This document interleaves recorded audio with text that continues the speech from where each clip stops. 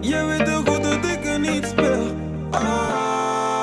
Ma chérie, tu me donnes mal à la tête. Tu me donnes mal à la tête. Ma chérie, tu me donnes mal à la tête. Tu me donnes mal à la tête.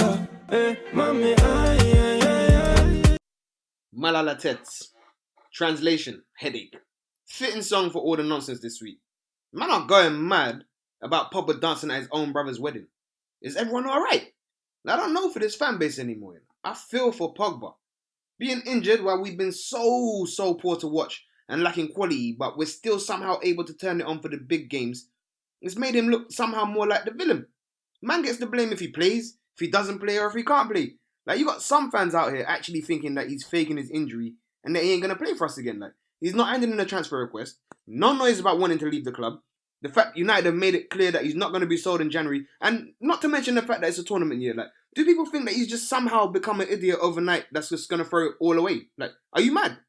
Like, what now anyway? Like, he came back today against Watford and looked like the only quality we had on the pitch. After all this time out, he still looked like the only quality on the pitch.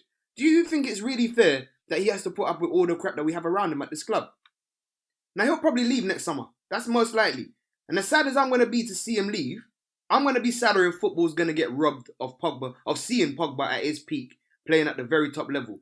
Now, let's be real. Unfortunately, that's not us right now. And for the foreseeable future, it's not going to be. You get me? Like, he can't keep wasting his peak years on our madness. Like, and like, why would he stay anyway? Not to mention, like, his fan base, they've turned on him for no reason. Like, I want him to leave for him next summer. Like, we've got to let the brother live. Like, in fact, we should all be skanking too. Like, he's back now, innit? Like, actual quality in the team for a change. Let's get gas for that. Mal à la tête, mal à la tête.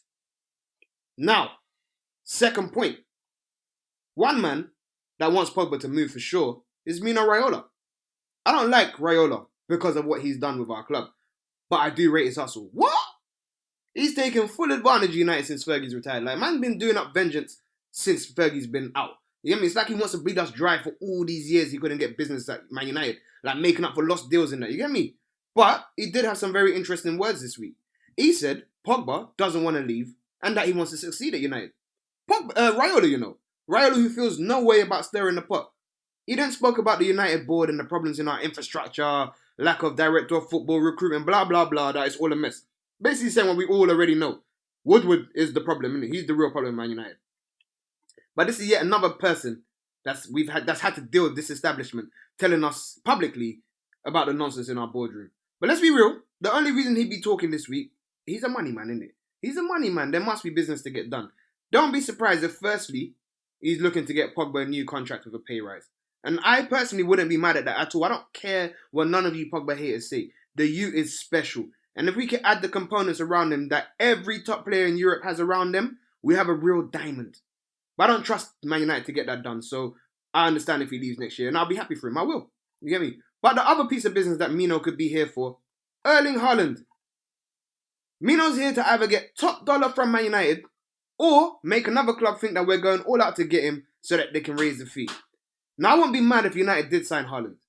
I just don't think it's the best idea right now for a few reasons. Firstly, I think we need to prioritise our midfield right now. In fact, I've thought that for the last 3 years, but especially this last season. Why are we only ever talking about strikers and defenders? We needed midfielders and a right winger. That's been our problem for the years, yeah? I'd also add a left back before I add a striker right now because I can't watch Luke Shaw play another minute of football for this club. Secondly, Haaland's only 19 years old. Our team is young enough right now. We need a bit of experience. Now, I'm not saying we should go on the opposite extreme like what Mourinho wanted to do and bring in the Mandzukic or Zlatan, these 35, 38, 39-year-old guys. But I'm talking about someone who's played plenty of games, like 25, 26, offers something different, but is effective and will compete for a starting place, but someone that ideally wouldn't stifle Greenwood's development or be at Martial's expense. That's right. It's Martial FC up in this. You get me? Man, no. Man need to keep him in the team. Thirdly, Haaland is a striker that relies on service. Now, I've got no problem with the way that he plays, but we do not create enough service for a player like Haaland. Now, as much as I wasn't a fan of Lukaku, and I am happy he's gone, believe me, because I was vexed when we signed him and I'm happier when he went.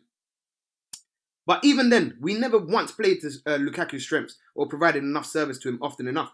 Haaland may technically be better gifted than Rom, but he still relies on service. So until we address the creativity problem, there's no point in adding more strikers. You know what I mean? Finally, This is Haaland's breakthrough season. Can we fall back for a minute and wait to see how good he actually is first? I like him so far, but so far. We're talking about playing in the Austrian league for half a season and group stages of the Champions League where the big boys don't really kick in yet. And his team still didn't qualify as many goals as he scored. Let's just give him a little time, let him cook first. You know what I mean? In a better league, let's see what he does. That brings me on to my final point. Ole Gunnar Solskjaer, man. Bloody hell, bruv. I can't take any more, man. I hate people calling us inconsistent. We are extremely consistent. We consistently can't break down teams that defend deep. We consistently get violated from set pieces. We consistently move the ball too slow and can't create a real chance for our forwards. We consistently can't win when we don't score first. We consistently only get points against teams that attack us. Ollie consistently just sits there with his legs crossed, looking baffled. He consistently shows us that he doesn't know anything apart from counter-attack. I've had enough. Enough. Yes, we lack quality. Yes, we lack depth in the squad. But we have no style of football. He picks the same lineup that is suited for a counter-attack, i.e. picking Lingard and Daniel James, as he does against teams that defend with lower blocks, where Lingard and James do not do well when they don't have space. He only makes changes in the 75th minute. It's always the same one. Throw the kid on. Greenwood, let him save us. And he does, because he's special. But we're going to talk about Greenwood on another day. I don't want to talk about him when I'm in this mood. But the lack of ideas from our players in possession, and the final third in particular, is disgraceful. People are really talking like it's just the players. But I want to know what they're working on in training. They look clueless in possession. Bruv, even dead players can follow instructions on how to make movements to shift opposition defenses. Even dead players can learn to take less touches and move the ball quicker. Even dead players can learn how to press as a unit. How is Ollie getting away with this criminal coaching and so much tactical cluelessness, and the fan base haven't really fully turned on him? If this was Mourinho or anyone else, or Van Gaal or Moyes, all my days would be going nuts. We went nuts when the man did this. And they did better than this. And we went nuts at them. How is he getting away with this? I don't for a second blame Ollie fully for all the problems at this club. At all. I don't think he's even the main problem. But how can you dispute his lack of tactical nous in games where we keep the ball or where we get the majority of the ball? How can you justify his talk of going in the right direction when this is the worst ever Premier League start we've ever had to a season? How has he got the worst record of any of our managers and he's still so comfortable? What are his credentials? Relegation? Mulder? Is this our king? Nah, bruv. We're only in this top 6 race because the teams around us are also garbage. But that's not good enough. We can't rely on that. We are sticking to this nonsense plan while we're getting worse. Something has to change.